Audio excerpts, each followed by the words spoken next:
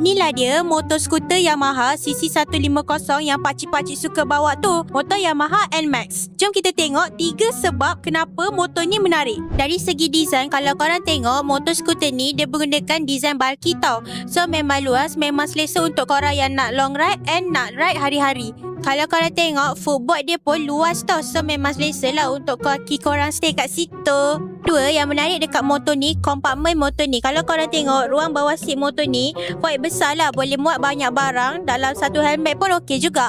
Dalam ni pun dia ada ruang kompartmen tau. Korang boleh letak phone ke wallet ke sebab dia tertutup. So selamat lah wallet phone korang tak terjatuh. Kiri pun ada ruang kompartmen juga tapi tak tertutup lah. Tapi dia dalam tau. So still selamat korang nak letak barang-barang korang. Dari segi enjin pula, motor ni menggunakan enjin 155cc Blue Core dengan VVA tau.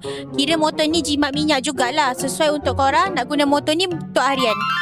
Kalau korang berminat dengan motor